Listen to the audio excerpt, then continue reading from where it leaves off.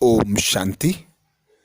हम मनन कर रहे थे ब्रह्मा भोजन पर महारथियों के अनुभव। इसके पहले वीडियो में हमने आत्म प्रकाश भाई जी और निर्भय भाई जी के अनुभव सुने। ब्रह्मा भोजन किस प्रकार बनना चाहिए, ब्रह्मा भोजन किस स्थान पर बनना चाहिए, ब्रह्मा भोजन में कैसी वस्तुओं का प्रयोग करना चाहिए, कैसा उसका स्थान होना चाहिए और बनाने वाला कैसा होना चाहिए।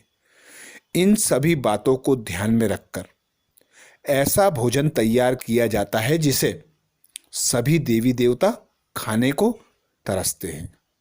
तो ऐसे ब्रह्मा भोजन पर हमने इससे पहले वीडियो में निर्भय भाई और आत्म प्रकाश भाई जी के विचार सुने।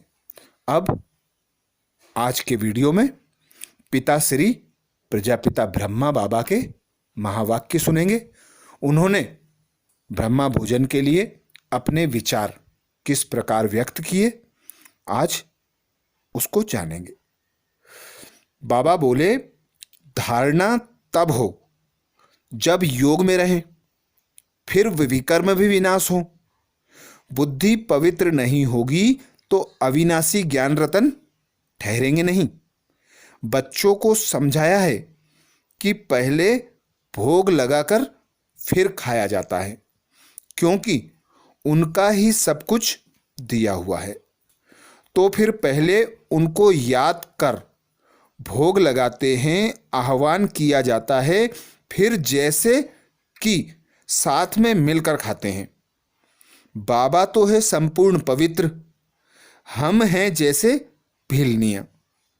हम याद करते हैं तो क्या बाबा हमारे साथ बैठ खा सकता है? हम अपने को संपूर्ण पवित्र तो कह नहीं सकते, तो हम भिलनियाँ ऐसी हैं जिनके साथ बाबा भोजन खाएंगे क्या? फिर वासना ले लेते हैं।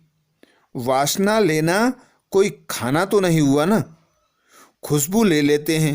हाँ, कोई 75% धारणा वाले अच्छे बच्चे भोजन बनाकर बाबा को खिलाएं तो वासना लायक भी हो, क्योंकि बाबा है बिल्कुल शुद्ध। वह हम पतित के साथ खाए यह लौ नहीं कहता, वह वासना ले सकता होगा। बाबा कहते हैं, मैं वासना भी क्यों लूं, मैं तो निष्कामी हूं।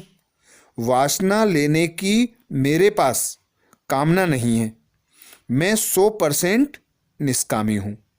भोग ऊपर जाता है, बहुरूपी बैठ देवताओं को खिलाते हैं।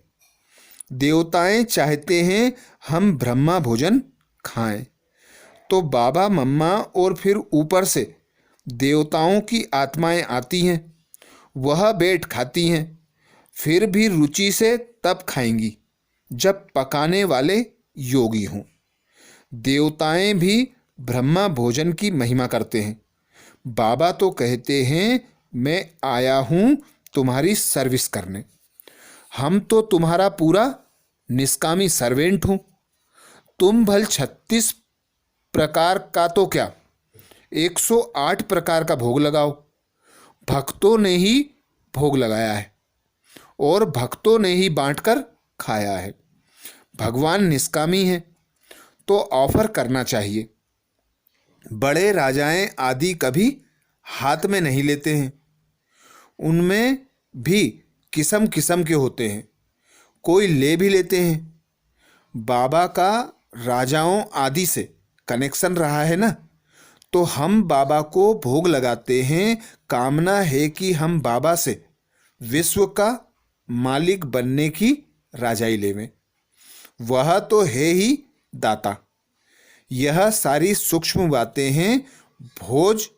भोग कहाँ ले नहीं जाते, यहाँ ही बैठ बैकुंठ का साक्षात्कार करते हैं, यहाँ से जैसे कि गुम है। तो बाबा ब्रह्मा बाप ने हम बच्चों को ब्रह्मा भोजन के बारे में ये महावाक्य सुनाए। उसमें मुख्य बात बाबा बोले कि पवित्रता कम से कम 75%। जो भोजन बनाते हैं, भोग लगाते हैं, उनके भोजन वासना लायक जब बनता है जब कम से कम 75% की पवित्रता हो। और बाबा तो परमात्मा पिता निराकार तो निष्कामी हैं, वे तो वासना लेते हैं। भोजन तो देवी देवता लोग करते हैं, उनकी आत्माएं आती हैं, वे भोजन को तरसती हैं, वे ही भोजन करती हैं, क्योंकि उन्हीं के द्वारा ब्रह्मा भोजन का गायन है, महिमा है। तो बाबा कहते हैं तुम भल 36 प्रकार के तो क्या 108 प्रकार के भोग लगाओ, पर बाबा निष्कामी है।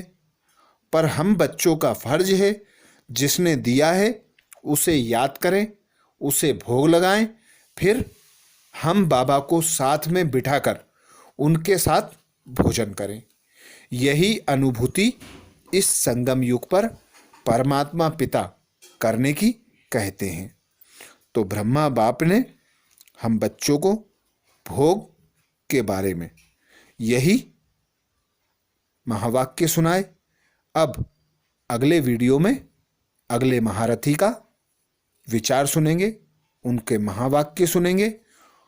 तो ऐसे ब्रह्मा भोजन के विचारों के लिए, अर्थात राजयोगी जीवन की आधारशिला ब्रह्मा भोजन के विचार और अनुभव प्राप्त करने के लिए बाबा के चैनल को सब्सक्राइब करें और बीके भाई बहनों तक ये महावाक्य जरूर पहुंचाएं। अच्छा, ओम शांति।